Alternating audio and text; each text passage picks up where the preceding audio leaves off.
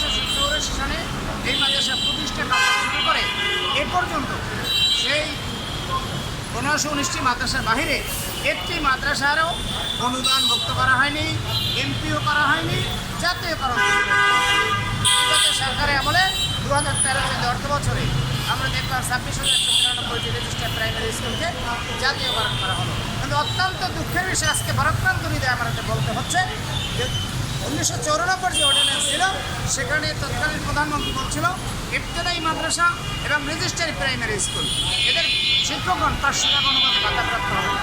কিন্তু আজকে 32 বছর পরেও আমরা দেখলাম কি বৈষম্য তো গেলই না, বরঞ্চ 13-14 অর্থ বছরে 26,193টি রেজিস্ট্রি স্কুল জাতীয়করণ করা হলো। একটি ইবতেদায়ী মাদ্রাসা জাতীয়করণ হলো না, এমপিও করা হলো না, বরঞ্চ 1519টা থেকে আর 1520টা অর্থাৎ একটি মাদ্রাসা অনুদানমুক্ত করা হলো না।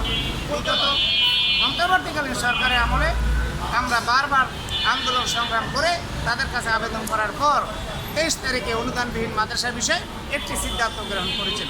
আজ পর্যন্ত সেই সিদ্ধান্তটিও বাস্তবায়ন হয়নি এবং অনুদানভুক্ত যে মাদ্রাসাগুলি আছে তাদের ব্যাপারে যে সিদ্ধান্ত গ্রহণ করছে যে এমপিও করবে তাদের সেই সিদ্ধান্তটা আজ পর্যন্ত বাস্তবায়ন হয়নি।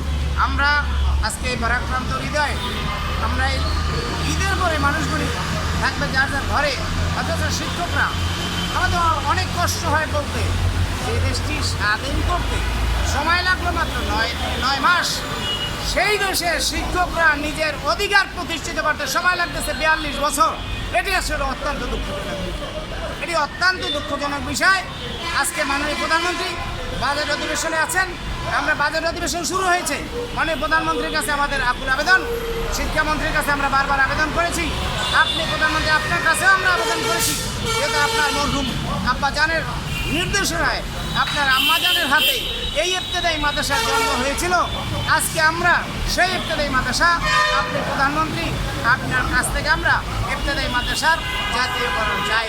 আমরা জাতীয়করণ ছাড়া এই প্রেস ক্লাব থেকে আমরা কেউ যাইতেছি না, যেহেতু আমরা 10 তারিখ পর্যন্ত শিক্ষা মন্ত্রণালয় কর্তৃক যে সিদ্ধান্ত অনুদানবিহীন মাদ্রাসার বিষয় নিয়েছে এবং অনুদানভুক্ত মাদ্রাসার বিষয় নিয়েছে, এই সিদ্ধান্ত বাস্তবায়ন না হলে আমরা 10 তারিখ পর্যন্ত দেখে এরপরে আমরা আগামী 11 তারিখ অর্থাৎ বৃহস্পতিবার জাতীয় সংসদের অভিমুখে আমরা পদযাত্রা শুরু করব।